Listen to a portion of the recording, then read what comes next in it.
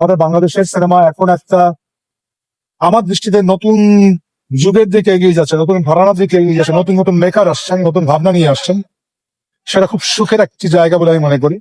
এর জন্য সরকারি বেসরকারি অনেক পৃষ্ঠপোষকতা দরকার, অনেক সিনেমা হল দরকার, যাতে করে ছবিগুলো মানুষ দেখতে পারে। এবং অবশ্যই তার সঙ্গে রাজনৈতিক অর্থনৈতিক স্থিতিশীলতা অপরিহার্য। সেটা আপনাদের মাধ্যমে আমি প্রকাশ করতে চাই যে আমরা যেন সুস্থিরভাবে আমাদের চলচ্চিত্র, আমাদের সংস্কৃতিকে এগিয়ে নিতে পারি। একটা সংস্কৃতি একটা দেশের খুব বড় পরিচয়, ওটা আমি মনে করছি।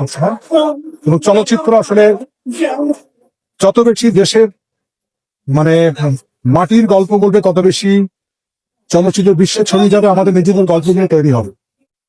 আমার রোহিতের জন্য অনেক অনেক শুভকামনা। এবং মেজবাহুর রহমান সুমন এর আগে হাওয়া দিয়ে তিনি প্রমাণ করেছেন তিনি অত্যন্ত ভালো নির্মাতা, এবং তিনি দেশের মাটির গল্প বলতে চান। তার সঙ্গে আমাদের মিথ যেগুলো আছে, আমাদের বিভিন্ন ধরনের পেশা সংশ্লিষ্টতা আছে, সেটা নিয়েই তিনি গল্প বলবেন। আশা করি এই ছবিটা, আমার আশা যে খুব ভালো ছবি হবে।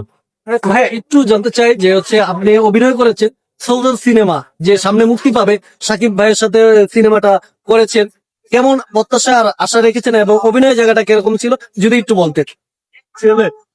আমরা তো যে কোনো ছবি করি আমাদের প্রাণপণ দিয়ে চেষ্টা করি, এবং আমি বলবো যে শাকিব খানও তার মধ্যে সবচেয়ে ভালো জিনিসটা যেটা আছে সেটা হচ্ছে সে একটা ছবিকে খুব ওন করে, সেই চরিত্রকে ওন করে খুব কাজটা করে, ও নিজেকে বারবার পরিবর্তন করেছে। এইবার এর পিছনে যে শাকিব, ফাহাদ সহ পুরো টিম, বড় একটা টিম এটার পেছনে আছে যারা কাজ করছে। আমি যতটুকু কাজ করেছি আমার জায়গাটা আমি জানি খুব স্ট্রংলি এসছে।